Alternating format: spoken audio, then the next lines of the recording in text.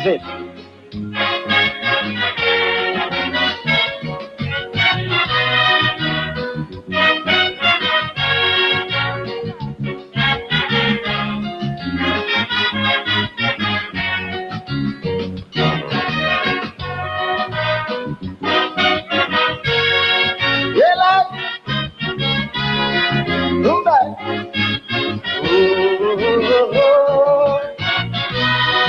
One more time. Give me one more time. Give me one more time. Daylight. Daylight. Oh.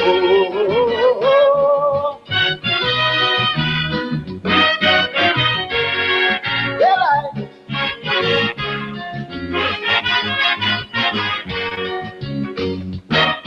Anywhere I walk in town, I hearing the same old song. How come you ain't go Turkey for elections like Gypsy? You could be a minister, you could take charge of culture, you could be like Sudama, driving $1 million car. You're well qualified because you have a big PhD. Why not use your education like Eric and Rowley? Do like the great Attila the Hun in history. He won his seat elections 1950. Oh yeah. And tell them flat, Turkey not in that. I'm no doormat for them Red House rats.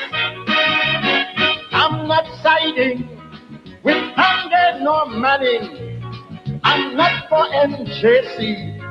To hell with PNM and UNC. I'm PPP, the Poor People's Party.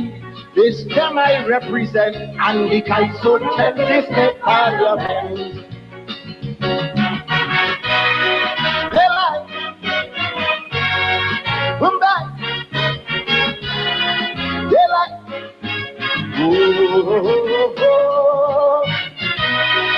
sweet music. Come back.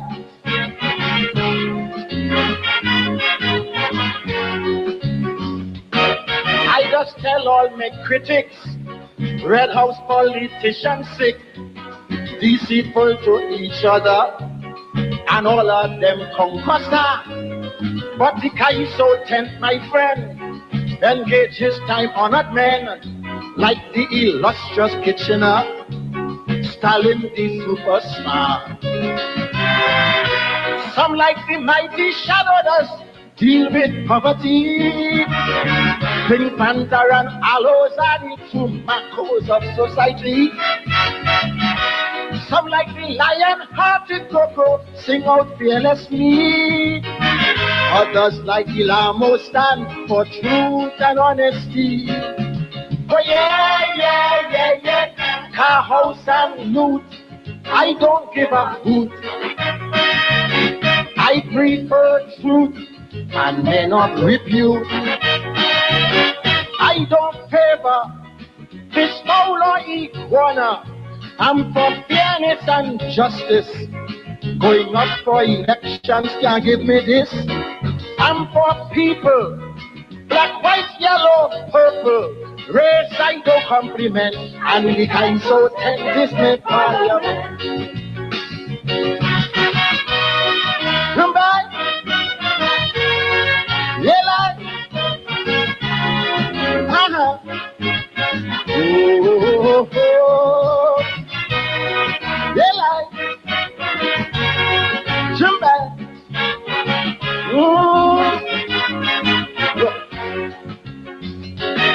If I should do like Gypsy, I would join the family of no loyalty and bacchanal and turn coats just like Kamal. For when Gypsy caused the uproar and walked through UNC door, tongue say his actions broke the law, and like Griffith he crossed the floor. So I intend to stay in the Kaiso body only, rather than join a political party. With Kaiso, the nation becomes my constituency. I know Dan Singh can come here and whine on me. So the PPP already chose me honorably to serve this country. In my chamber, Tommy Joseph is the speaker, and the opposition is all them have fingers of corruption. So don't confuse me with Gypsy or GB. Jack and Penny a cent, and the Kaiso 10 is my parliament. Rumba, sweet music. Ooh.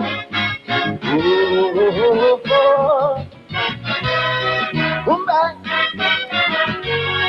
special verse not stand. Look. Kaiso and the Kaiso tent goes back to the days of enslavement, where under a spreading tamarind tree, black sung against whites fearlessly. To Kaiso they made their laws, to Kaiso they fought their wars. Kaiso and its sweet minor chords was the poor black man's house of lords. So Kaiso is our big insurance policy against dictators and the parasitic oligarchy. Kaiso is the atomic bomb in our possession for all who want to degrade our constitution. But yeah. So real Kaisonians are important men. They're bigger than Red House rats, my friend. They sing sociology and spew out philosophy. So to join the Red House set is to climb down from a king to a jamet. So no stand and grandstand. You are an important institution. You're more important than government. So are you welcome to Parliament. They like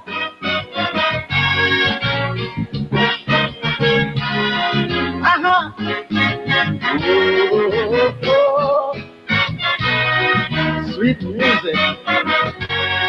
They like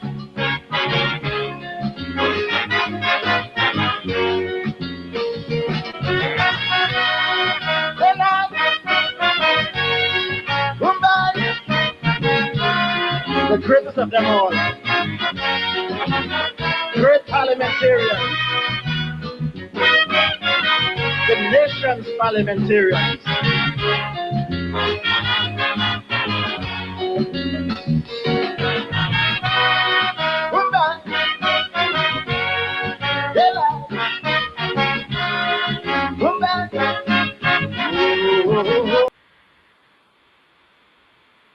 Oh, yes, good evening.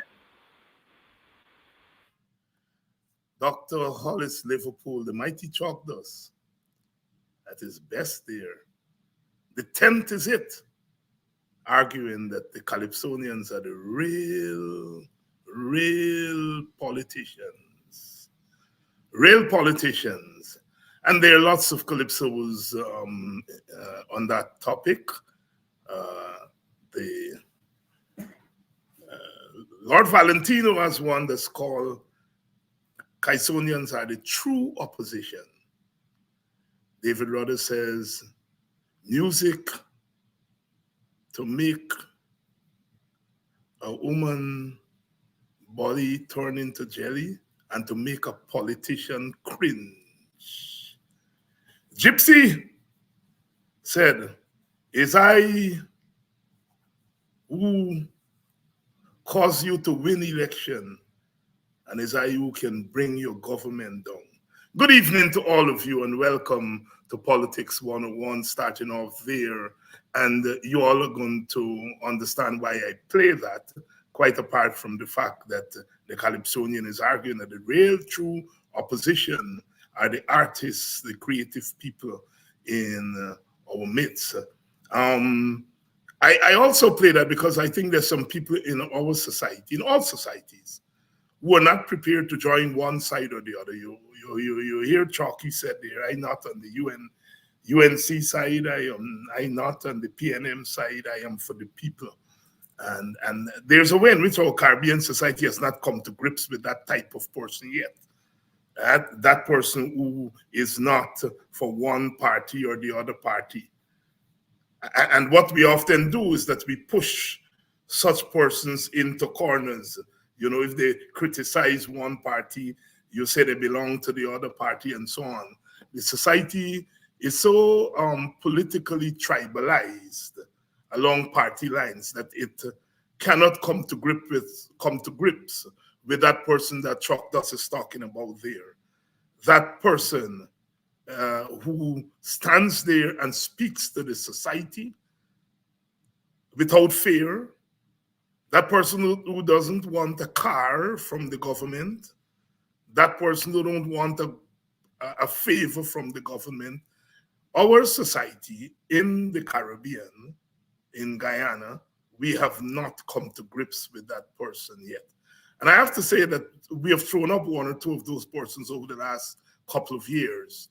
And all you have to do is to tune in to Mr. Jack Dio's press conference on a Thursday, and you know who those persons are, persons who don't stand for one side or the other, but really speak out and speak up against what's happening.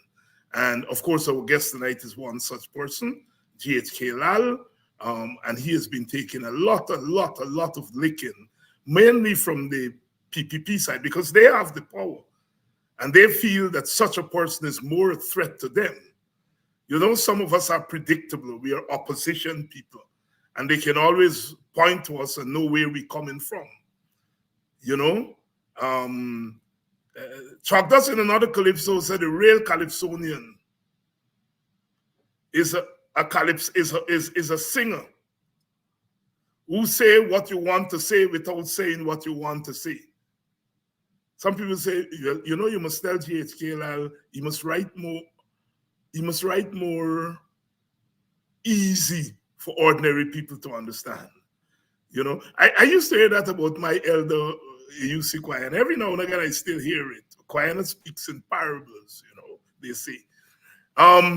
You know, one of the most dangerous bowlers in cricket is the leg break bowler, you know, or the bowler who slips in the googly. You know, it's a leg break bowler, but he bowls an half break with the same leg break action. Eh? It's hard to read. It's hard to read. You can't read them off the hand.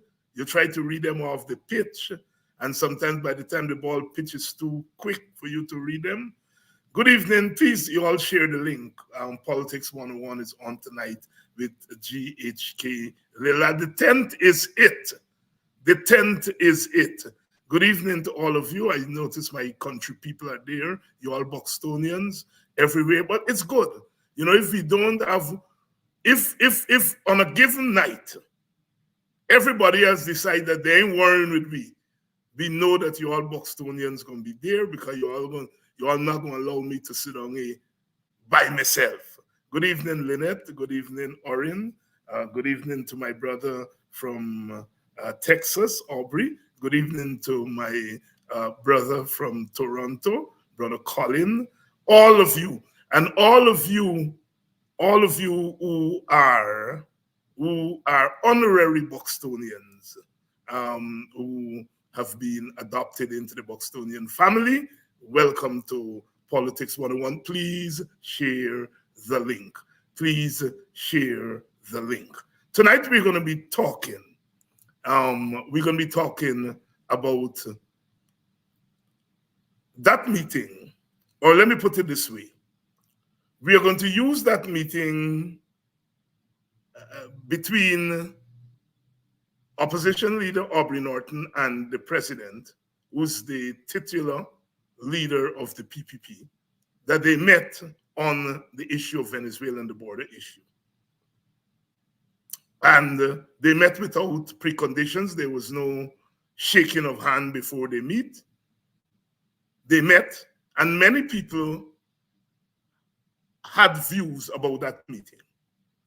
I would say the majority of people said, yes, this is what should be happening on a regular basis. And then there's some who said Mr. Norton should have gone into the meeting with conditions. He should have argued for the other issues that affect his supporters and to use the Venezuelan issue as a bargaining tool. Others have said he should not have gone there at all because the PPP set a trap for him and they were going to use the meeting as a photo op to show the world that they are governing in an equal and even-handed way. You know, there are two fact-finding missions in Guyana in the next coming weeks. One is there already, made up of assemblymen and women from New York. We heard about that fact-finding mission. They're here now as we speak. They've met with the government, they've met with the opposition, I think. And then another mission is coming in the middle of the month, mostly out of Atlanta, Georgia. These are some African American business people, African American assembly people, people who served in government, state assembly members of Georgia. So they're also coming, and both teams said that they are coming to Guyana in response to the charges made by the opposition that the government is engaged in racial discrimination. I say that to say that history has shown that whenever a government is whenever government is in trouble, it tries to use window dressing as a means of showing the world that it is not unfair as they're charging. And some are saying that maybe that meeting with Brother Norton was a way of putting something together for the fact-finding missions. I'm smiling. Good evening to all my wonderful friends in New Amsterdam. New Amsterdam is a place I like really bad. Bad. As a young man, I used to glad when you go into New Amsterdam because I like Chinese food. And New Amsterdam, when you go to New Amsterdam, they just give you the biggest portion of Chinese food. I don't know about now, because I ain't eat Chinese food in New Amsterdam in recent times. But in the old days, when you go to New Amsterdam, where they give whole Washington based Chinese food. And New Amsterdam has always been a place that is as a soft spot. And there's something about that tongue that, there's something about it.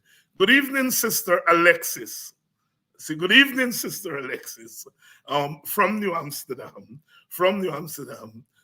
Welcome to Politics 101. Sister Alexis is one of those supporters of the program. And she had something to do with the name of this program, because when I toyed with what to name the program, and I came up with Politics of 101, she was one of the persons that I bounced it off and said, what do you think? And she said, yes.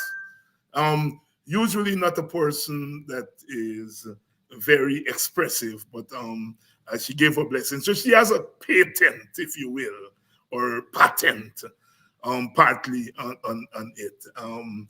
Good evening, Sister Alexis. And yes, I call your name. Your name calling. You all remember that? When they catch the boy in Monrepo, voting more than one time, and Anil went there, and the people call in Amna and Basil Williams, and when Amna went there and she realized the boy voting more than one time, and Anil is there trying to defend the boy. I'm not saying Anil, your name calling. You all know I'm not. Anil, your name calling, and that thing has gone down in folklore. Welcome to Politics 101. So I'm saying that meeting between the opposition leader and the president has become a talking point. And GHK Lall and I are going to use that as our jumping off point tonight for our discussion. But when GHK and I agreed that that's what we're going to be talking about tonight, we didn't know that when we opened the Stabrook News this morning, there is the headline, Opposition Concerned at Breach of Commitments Following Ali Norton Meeting on Venezuela. And the article starts this way. The chief whip for APNU AFC in Parliament, Christopher Jones, and Shadow Minister of Foreign Affairs, Amanzo Walton Desir, have written their counterparts, Gail Teixeira and Hugh Todd, respectively, expressing disquiet about breaches in commitments that had been made at the meeting between President Irfan Ali and opposition leader Aubrey Norton on the border crisis with Venezuela. The letters by Jones and Walton Desir of yesterday's date were released to the press. Walton Desir noted that at the Tuesday, 24th October 2023 meeting between Ali and Norton, it was agreed, one, that the government and the opposition will work together to confront Venezuela aggression and threat to our sovereignty and territorial integrity. Two, that the Parliamentary Sectorial Committee on Foreign Relations will be the forum through which the united approach of government and opposition vis-a-vis the Guyana-Venezuela territorial controversy will be addressed.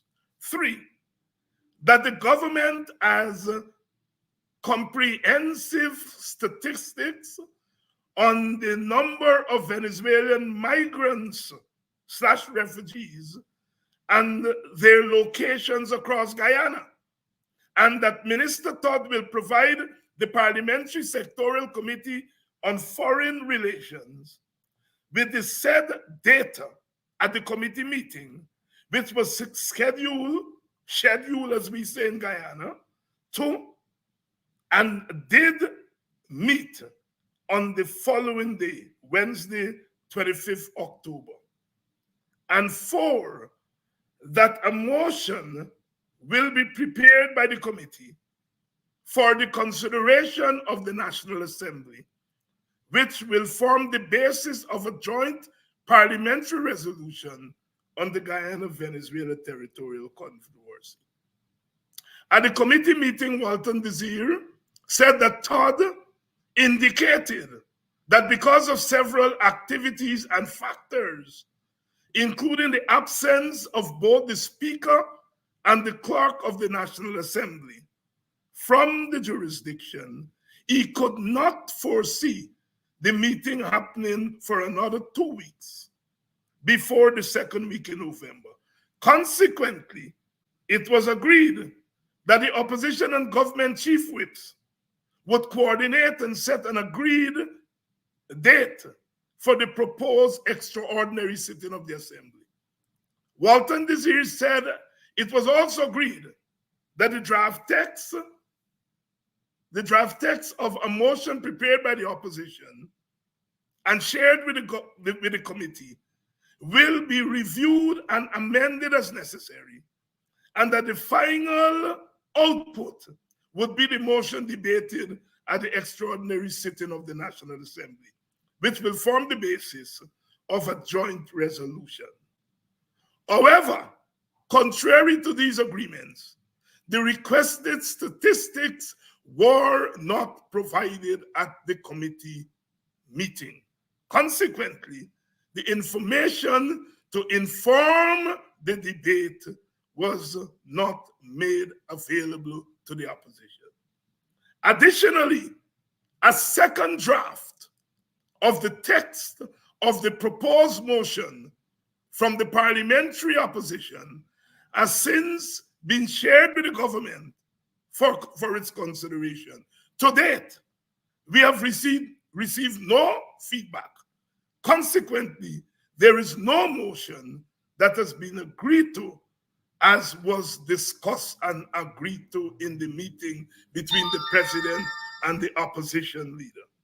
Unfortunately, we are now in receipt of a notice which proposes an extraordinary sitting of the National Assembly on Friday, November 3rd, a date arrived at without consultation with the opposition chief whip, as agreed. In addition, we are without an agreed to motion for consideration. It follows, therefore, that the government failed to do what is necessary for us to have a sitting in which we are united to confront Venezuela. We desire such a sitting. In these circumstances, we urge the government to do everything to ensure that whenever we meet, we are united against Venezuela. End of the news story. I know I keep GHK waiting, but I wanted to share that. And I know plenty of y'all already say, it's same thing we say. Good evening to all of you from the Namstel, Williana. I think I met Williana on my visits to my second village, Denamstel. So there are people from Denamstel other than Rhonda. Good evening, Williana. Good evening, Emily. Emily is a trooper. Let me bring in our guest, Gabriel GHK Lall. I don't stand for one side or the other. I tell it as it is. You call it what? Hard truths. I think Chuck Doss had you in mind when he wrote and sang that calypso. Good evening. Talk to me. Good evening, everyone. Good evening, David. Good to be here. Yes. So we said we're going to talk about this meeting.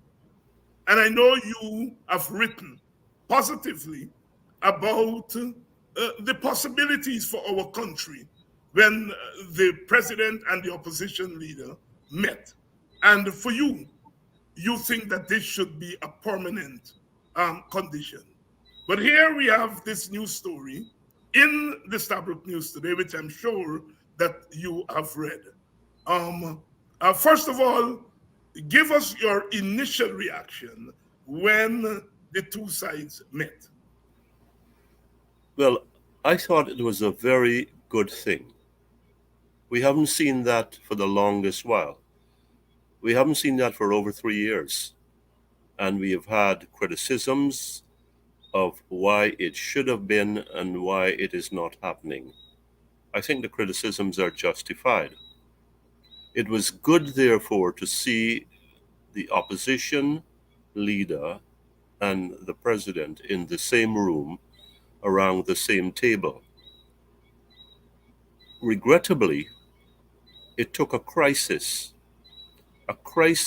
of serious proportions to bring them together, for them to have a meeting of the minds to meet. I think this tells the story of Guyana, that we got to get almost a dead before we talk to each other. Somebody got for dead? I mean, I'm lapsing into the Creolese very early here, but it shouldn't be that way. Democracy is about exchange, it's about communication, it's about working together through the thickets and the thorns to get to that place of understanding. A country with our history, with our deep polarization, should be looking for every opportunity for us to have more than a photo handshake, perhaps for us to have a mental embrace. It took Venezuela, the developments over there, to bring us together. So, Dr. Hines, and to our listeners, I could only think the very best of that meeting. Because for me, if it didn't happen, if the opposition leader had rebuffed whatever overture was made to him, then it would have been, well, you are anti patriotic, you are partisan, and you are rancidly so. And there is nothing for us. If we can't work on this, then what can we agree to work on? What can we even have the first word to speak about if we can't talk about Venezuela when it is rattling sabers, unsheathing swords, and really in our faces? I think, again, for the third time, I'm going to say that it was good to see those two brothers and their teams in a room, and I thought it provided the springboard, the launch pad for us to get to other things once we have the Venezuelan situation, controversy in a place where we are comfortable.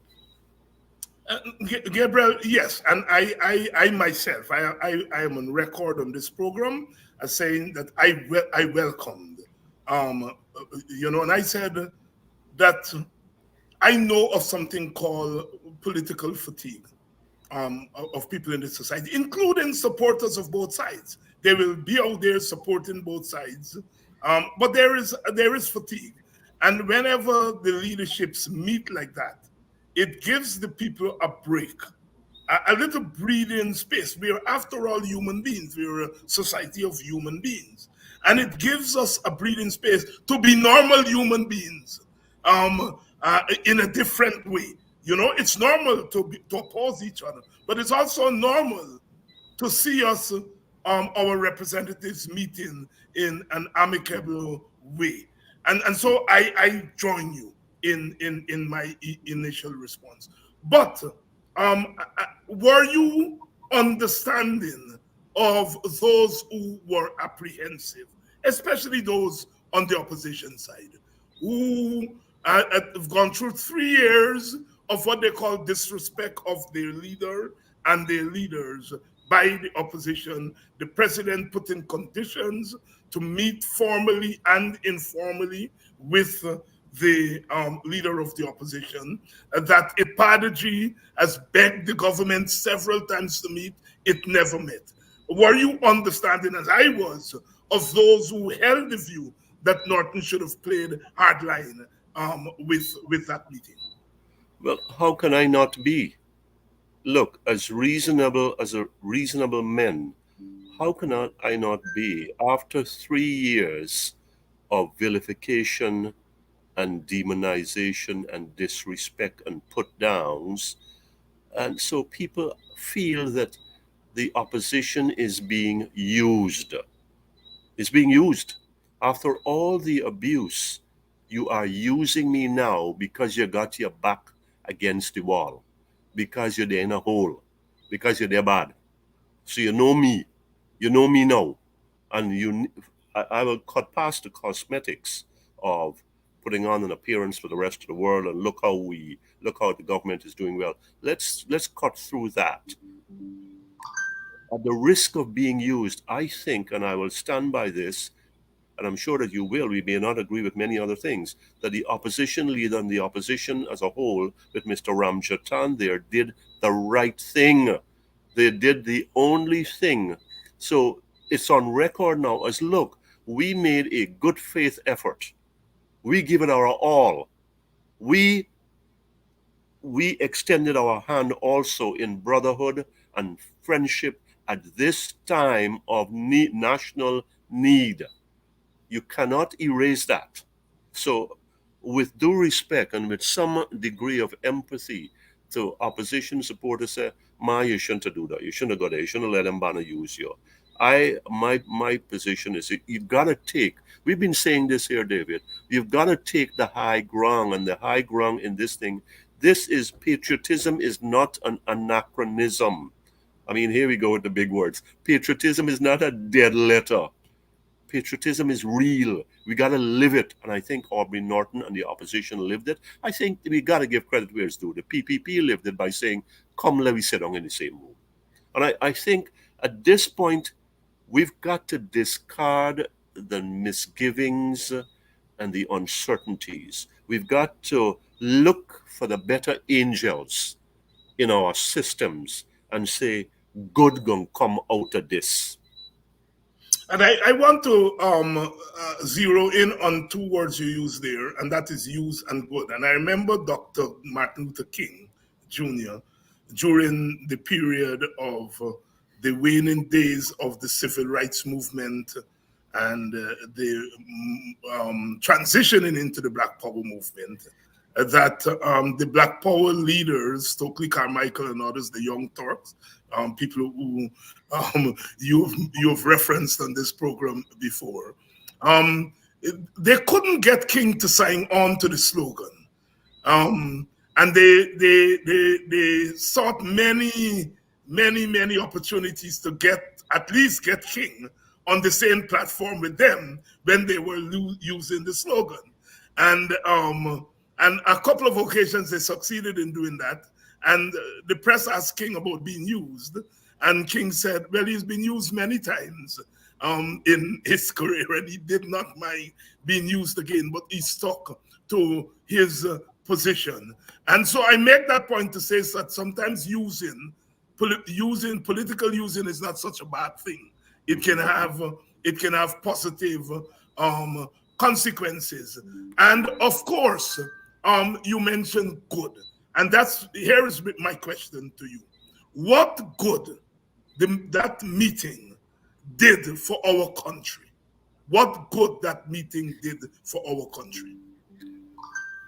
It tells us that when the circumstances are conducive and when we have a mind that is bent towards that, when we see the big picture, the nation, as opposed to the party, as opposed to my interest versus your interest, when we see 750 or 80,000 or 800,000 Guyanese depending on a conversation, on an assembly, then the good that comes out of that, as leaders go in this country, followers go, supporters go. So at least some of that moment trickles down, touches somebody, touches some village, some community, and say, you know what? We could get some way. We could find we way. And we have to look at the end of the day. Look, I'm not going to bash anybody here. We're not. It doesn't do us any good. It's counterproductive. We can go to the international community and do this and that and A, B, and C, and I think that is being done, and that's good. But at the end of the day, we have to face each other and link our arms together to deal with this matter that is hanging over our head. The good that comes out of there, it bridges us as a people. I think I wrote something for the Village Voice this week. I said the Venezuelan crisis gives the president the opportunity to refine and to perfect his one Guyana vision and to demonstrate to us how authentic it is. Because if we can't do that now, if we can't treat the opposition as an equal, as people with rights and with needs, then we ain't got no way for go. So I'm saying the good that it comes from there is the first step in a multifaceted, in a long journey, and we've taken the first step. Yes, I heard about the setbacks of November, what happened, and we'll get to that. But we've taken the first step. We've broken the ice. I think there's something on which we can grasp and grow. It's going to be painful, it's going to be slow, but we've got something to go on, and that's good. All right. So we have gotten the philosophical gaze, as it were, practical politics. At the time that you were hoping that we are going somewhere, we're opening some little cracks that can become doors. Given what you know of the PPP and the way it dealt with the dialogue during the period of the Hoyt administration, well, the Hoyt leadership of the opposition, coming out of the Erdmanson Accord, dialogue was suggested, the dialogue got going, and very early we saw the PPP not honoring the dialogue. And Dr. Luncheon actually said the two sides were meeting, but they were not meeting as equals. The dialogue eventually died. But given that history, even as you hope that the good angels, as you put them, were you practical enough to believe that it was not going to be as smooth sailing as the good angels would like it to be? Yes, absolutely. I mean, look, we're dealing with a government that has as its primary aim the retention of power. And that statistics business has a lot to do with that. Mhm. So if you're dealing with retention of power as your primary, your paramount issue, your paramount ambition, concern, then where does border controversy fit into that scheme of things? So practically, I'm saying to myself, well, we're going to get some good out of this. Only for 2 days later, 3 days later, that was the 24th, 25, 26, on October 26th, it's got to be, or last Thursday, when our brother, the vice president, had his weekly press conference, and he said what he had to say about me, and I think I take that for what it is. I don't listen to the guy. But what came to me was that he seized the opportunity to go after the opposition leader on whatever he did. Look, man, we've got a crisis on our hands. We've got a situation that threatens us. That, and at this point, 2 days after, we've got to start governing and leading as opposed to playing politics with every damn thing. This is not the time for politics. And I think, uh, I thought it would have come later. I thought it would have been a bit more subdued. You know, we're going to deal with the politics later. But practically, I'm saying to myself, look, I became an opposition supporter then. Is like, beyond the using, you're getting used and whatever. I said, am I being real? Am I being honest with myself? But we've got to overcome that doubt. You mentioned Martin. I've read a number of biographies about him. I'm sure there were times when he sat down and said, Lord, what kind of work you give me here for do? Right? I mean, sometimes I ask myself, but the road you've gone so far down the road that there is no turning back. So I am looking at this. This is no spin here. I'm looking upon this. Look, the PPP can't do this alone. The PNC, the opposition can't do this alone. We only give ourselves a fighting chance, maybe the wrong choice of words, if we are together in this situation. There are no two ways about that. Practically speaking, well, expansively speaking, I was thinking that from this here now, we're talking about the government reaching out to the opposition and in feeling that it's entitled or it has a right to its support in circumstances that are driven by Venezuela. Holding that thought there for a moment, it's got to be remembered that the opposition has almost half the electorate and they have rights too. And therefore, that has to count for something when we have settled, when we have moved past the Venezuelan situation in a better frame of mind. Practically, the short answer, I felt that some shafting was going to happen, Mhm. and it did. Yes. But I'm suppressing that. I was suppressing that then. I'm still suppressing that now. There's some time. We've lost some time, which we cannot afford, and now we've got some time to make good on some of those promises, which I'm sure you're going to want to delve into.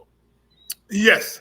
And so the Jaglio press conference, in a sense, let the cat out of the bag, that the government was not going to deal with this um, in as honorable a way as we would have wanted them to deal with it. I think you're showing me there Yeah. something. I don't know if you Um, could see this. This is no. something somebody sent me, Uh-huh. right? It's a picture, and I think it's real, of a Venezuelan, a Spanish fella, and the vice president has been making the rounds, right? Uh-huh. And the fella is speaking in Spanish and thanking the government, the PPP, for being so good to Venezuelans. That's politics. But then he didn't stop there, and the AP and UN want we here. There you go. So when you infuse into a migrant, whoever's the source of that, that additional toxic phrase, then your question has even more poignancy and relevancy. How practical are we when something like this could happen? That, you know, well, the PPP want we here, but the opposition they want we here. So there's a lot of hinging on that statistics. There's a lot hinging on some of those things that have not been delivered. I am delighted to hear that they will meet on the 10th, but I'm asking myself, why so late in the day? That's 17 days after October 24th. We And, don't and, let us expand a little bit on that statistics thing, because I have theorized on this program that we have two dangers facing us at the same time. One danger is the military danger and the danger in terms of our sovereignty. But we have a second danger, and that is the migrants that are coming from Venezuela. The issue has now become politicized. The issue has now become part of our election um, speculation, and that the PPP, while wanting, I think, Venezuela to stop saber rattling, they also want Venezuelans to come here because they could benefit from it electorally. And one could argue that theoretically the opposition could benefit from Venezuelans coming in theoretically. But that story you told me there shows already that one side recognizes that and is prepared to play that political game. Is the Venezuelan issue, Gabriel, a cut and dry issue that has to do with our patriotism, or is it something that is much more complex? Patriotism is at the center of it, but Venezuela has now become a complex issue. Yes, yes, it is very, very complex. Let's look at the context of Venezuela, and then we'll come to the statistics. The context of Venezuela is that Mr. Maduro has found himself in a hole. That referendum, the results of it, we don't have to predict. It's guaranteed to be done as though as though it happened yesterday, and it's over. And the results are yes, 99, 100%. We Essequibo is ours, right? So Maduro has two choices. three choices really. He can stand still, a problem. He can stand down, a bigger problem, or he can stand forward, which means he deals with Guyana. Then he's got an even bigger problem that the international community will be will be all over him. We've got the U.S. sanctions, etc. I say that he's backed himself into a corner, the law of unintended consequences, because a Venezuelan general, very powerful in the army and known to control the sindicatos, is watching him like a hawk and has already made some sounds. The opposition is sitting on his hands, and he really can't back down. That's the context over there. Here, we have this statistics thing. How many Venezuelans are really here? 50,000? I think not. I think you start talking 80, 90, 100, and north of that, then you're now talking the real numbers. Are all of them economic migrants like me and you? I think not quite. Not quite. As a migrant, and I'm sure you share the same sentiments, 31 years in the United States in different communities, I welcome my economic migrants. But we've got other people here, because when you see some of the videos of some of the people that are coming here, they don't look like well, I mean, we don't really know what an economic Right, right, migrant look right, like. right. But you've got some folks there that can cause us some trouble. Okay, statistically, let's focus on this here. We have that tape that nobody could have seen. A fella speaking in Spanish and said the PPP want we here and we thank them for that, and the AP and you don't want we, and so on and so forth. Now, the statistics the data were supposed to be presented the next day, which is October 25th. Please correct me as I go along. Today is November 1st, and nothing like the in showing up yet. So the government is in a situation like Maduro. It presents the statistics and locations to the opposition, and they go from there. Or it doesn't, and it opens itself to every kind of speculation, none of them positive or in its favor, as to why it's holding on to this. I'll tell you a little story. I'll tell our audience a little story. A Guyanese, was doing some construction on his premises, and he had a team of workers, among which were some Venezuelans. And some government officials, Bureau of Census, Bureau of Statistics, came to his place and took census details from him. Okay? Now, I don't know that this was going on. And then they turned around and took details from the Venezuelans. And he's going about his business, and then something struck him, the Guyanese, and he said, "Hey, what address are you using for those guys?" They said to him, Mm, "His address." mm. And he's like, wait a minute. These guys going to do something. The police is going to come here. I am going to take this and lead this elsewhere. How many of these exercises do we have where Venezuelans are being registered, whatever the addresses are, and you add them up, and now they have ID cards, and you know what that means. Yes, yes. And And they you have and place, the a place audience of know. residence. They have a Yes, place of residence. yes, Important. yes. You can do so many things here, including come 2025. So is that why the statistics are not being released? How many of these people we got here? And what is their position? And what do we do with them? How do we deal with them? So it is troubling to me, maybe even suspicious, that 24th, 25th, the rest of October, and that data, maybe the government doesn't know. But I don't think nobody knows in this country the real accurate picture of how many Venezuelans are here, legal and illegal. But it's a big number.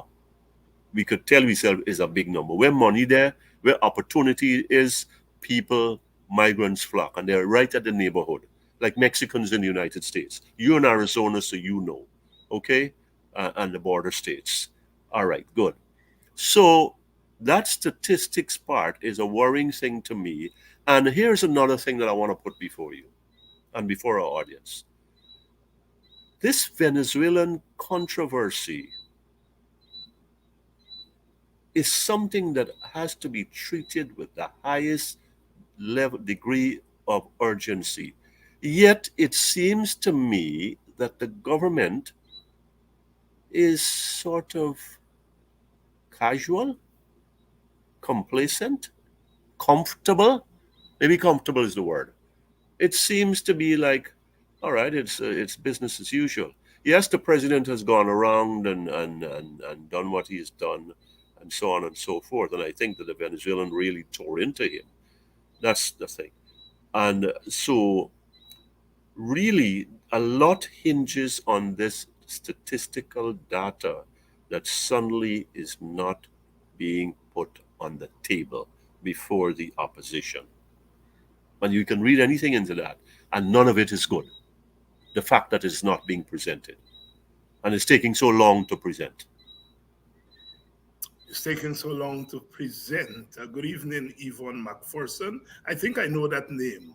Um, uh, Good evening to you, or good night to you, wherever you are. Good morning, maybe wherever you are. It's so wonderful to have all of you join us at these hours of the night. It's a commitment to the project that we have been embarked on, and it's a project that has to do not just with opposing a government, because I like to say that part of our mission here, certainly on this program, is not just to oppose a government, and as I see it, we have to remove this government electorally in order to clear the way for a democratization and normalization of our society. But I would like to think that we are doing something greater than that. That is, that we are preparing this society, preparing our country, preparing our people wherever they are, whether they are in Guyana or outside of Guyana, for a place that Guyana eventually is going to go. In spite of the government and despite all that is happening around us, because we are being driven by the petrodollars. We are now a petrol state, and that has an engine of its own. And we as a people have to prepare ourselves to deal with being members of a petrol state, in spite of the APNU and the PPP. And part of what I think that I am doing here on this program is exactly that. And that is why I always bring those other dimensions in, the regional dimension, the global dimension, into it. So we are doing two things. We are doing the partisan work, yes, but we're also doing that bigger work, and that is to help to prepare our nation. Because if you're a support of the opposition, and the opposition wins the next election and gets into government, it has to govern. And it has to govern differently from how you think the PPP is governed. And it has to have a population, a support base that is prepared to push it in a direction. If we are saying that the PPP supporters are not pushing their party in a progressive direction, then opposition supporters have to prepare themselves to push their party, if and when it gets into government, in a progressive direction. And I think that is part of what I want to contribute to, part of what I do on this program. Gabriel, is the PPP, and you mentioned it is not behaving like a government whose country is under siege, like a government whose country is under threat. I've said Venezuela is not going to invade us tomorrow, but they can invade us with migrants who may not all be economic migrants. They can invade us with threats that can have an impact on investment. Already we saw it at the last auction. We didn't get the critical mass of companies flocking to bid for oil blocks. Very importantly, very importantly, not a single bid came from the English speaking Caribbean. Not a single bid came from investors from Jamaica, Venice, Antigua, Trinidad, anywhere. And I think that is instructive. One can theorize that maybe people are looking at the Venezuelan threat. So I am making the point that by just doing their things, the Venezuelans could be chasing away investors from Guyana. You see? So our government has to be proactive, and it is not being proactive. Is the government, Gabriel, is the government preparing to sacrifice one objective? Because I do believe the government has a twin objective. One is to use the crisis to maintain itself in power, to use it as a way of gaining leverage for the next election. That's one objective. The other objective, of course, is the objective that all of us share, and that is to beat back the Venezuelan threat. Is the government showing signs of sacrificing one for the other? Well, I'm particularly concerned about its lack of urgency, like I've said before. You go around this town, when I say town, I mean this country, and the government is pretty involved with billboards or can get its people to have billboards about. Is there one billboard that says Essequibo is ours? I haven't seen that. I haven't heard anybody talk about that. This government is very, very good at public relations. There's none better at it in this country. And yet the Venezuelans have beaten our government in the public relations game. The Venezuelans are talking about Guyana beating the drums of war, of Guyana being in the pocket of imperialists. Now, regardless of what our private thoughts are, I think that the government ought to have been on the offensive in terms of how it handled the public relations part. We've talked about educating and making aware the Guyanese public, and there have been talks about that. But that sense of driving urgency, and I will repeat this word, urgency, I just don't get it. I don't feel it. We got to have it, to use a basketball term, full court press here. And what else is going on in the PPP's head, its brain trust head, that we don't know about? And when I don't know things, I get a little shaky, right? So it is too quiet, not too quiet, it's too nonchalant, to use that word. Yes, the president is about, and yes, there's reaching out to the international community and so on and so on and so forth. But somehow I feel from the grassroots up, we need to have been much more engaged. The population has to be more engaged. Guyanese should be really, really at a pitch where the Venezuelans are, and we are not. And I feel there's so much time has been lost and so much groundwork. I saw that the chief whips before this November 10th, which is a good thing announcement. But it's the bad thing about it is it's a week and a half away. It's a week and a half away. I think that the Speaker of the House, the Honorable Speaker of the House, and the distinguished clerk of the National Assembly, wherever they were, fly fishing in Wisconsin or skiing on the Himalayas or something, they ought to have been brought back in this country forthwith. And Parliament had to be in full assembly. And October 10th, I understand, is when Parliament should have been reconvened.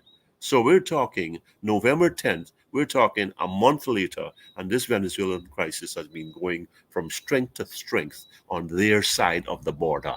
So, what is really going on in the head of the government? We have the president hasn't said anything negative or derogatory against the opposition, and we thank him for that.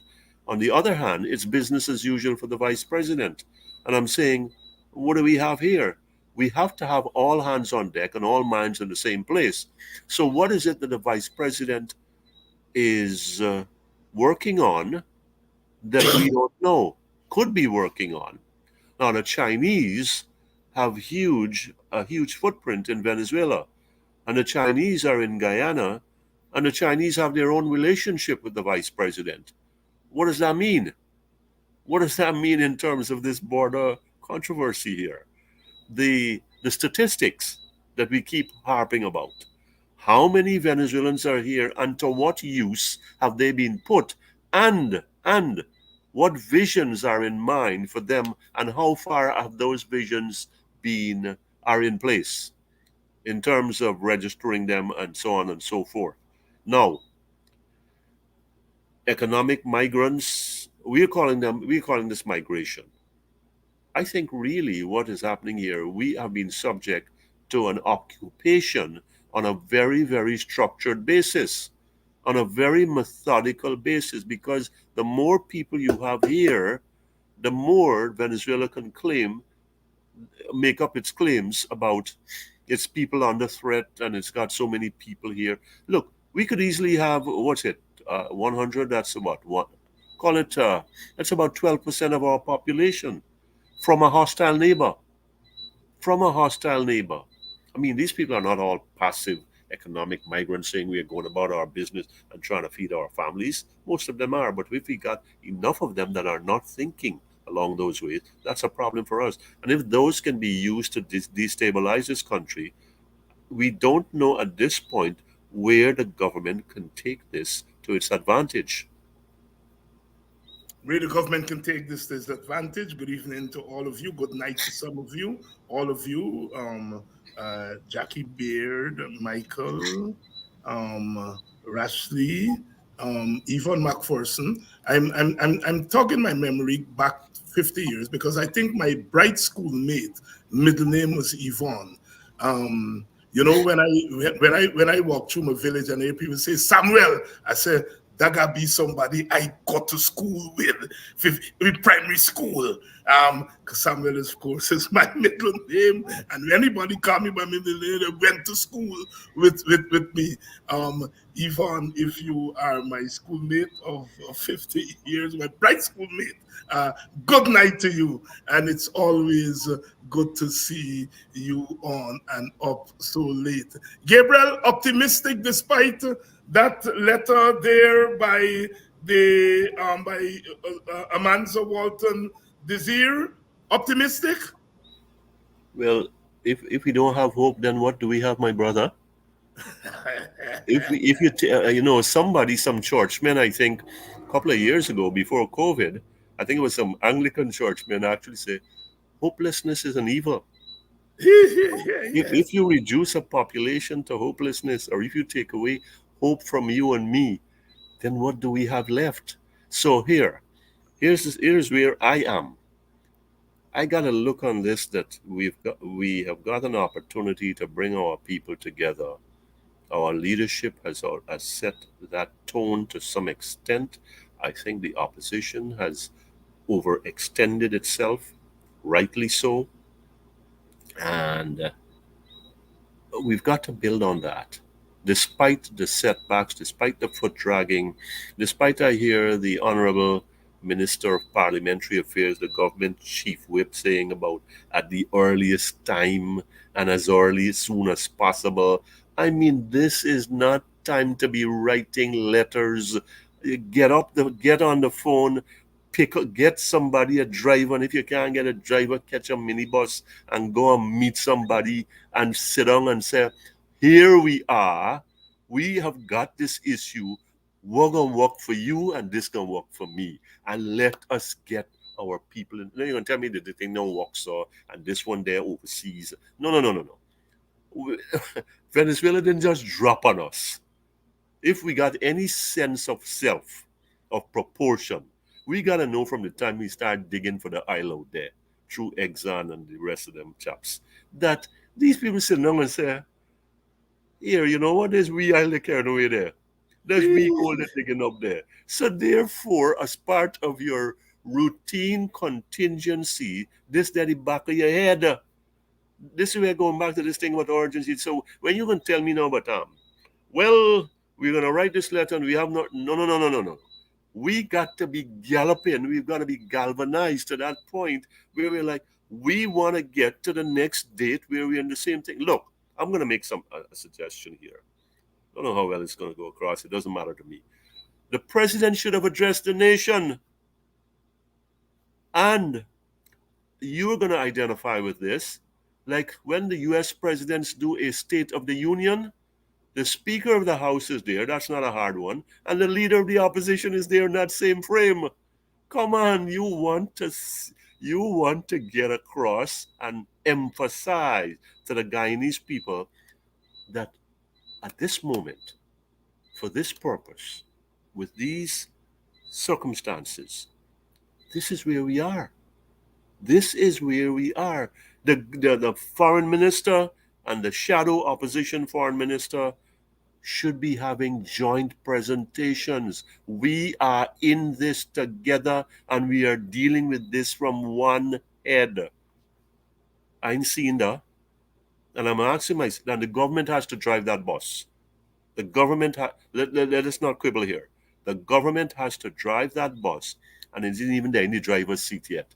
I don't know it kicking at the tire, it going wrong and see if a dog peeing on the tire or whatever, excuse me, folks, and so on. Look, let's cut the nonsense out. The 24th of October, all right, good. You break the ice. We shouldn't be talking about November 10th now. We should have already had this. We should have had a number of conversations and saying, all right, the speaker and the what's his name, the clerk of the assembly are going to be back. They should have been back, the 24th. They should have been back that same weekend. They got to cut short this thing, right? And we are ready to be. The president has to, let's say that national address to the nation has to be done from Parliament, not from State House. You are going to look for ways to convey to the nation that the government and the opposition are as one in this particular situation. And they're going to be one every appearance, every day, and every year. They're going to quibble. Look, we are people and there are going to be disagreements in the back. But what is happening on November 10th, a good thing, a good development, is too far away. Should have happened. That is not going to change. It's like, why 1.5 weeks from now when we've already lost a week? Why? Where is that press? Where is that momentum that we need? And this is where I think this is all in the government's lap. I haven't heard the opposition say, well, we ain't got a quorum and we got to talk to we people and we not available. They're saying, well, where you stand, buddy? Talk to me. Tell me something. We are waiting here. This is part of the commitments that were made, that we are gonna go forward and share, inspire the Guyanese people that this is where things are right now. And this is where your political leadership is. I ain't seen it. Not seen it. GHK Lall here. GHK, you can catch his columns in the Kaichur News. He writes sometimes for the Village Voice. His letters are there sometimes in the Stabrook News. And do you still do that piece on Kaichur Radio? Yes, I do. /TV? Yes. What days can we catch you? Well, it's which piece you're talking about? You usually you would do a piece around the news time. Yeah, every day. Yes, it's every day. Monday to Friday. Monday to Friday. What time? It's usually at around 12:15 after the news. And the name? I'm sorry, the National Outlook. The National Outlook. That's what I've been forgetting. And for the musically oriented, there's a Sunday morning program at 8 o'clock where you can hear Sam Cooke and Brooke Benton and the rest. DJ GHK Lall. GHK, is always a pleasure having you here.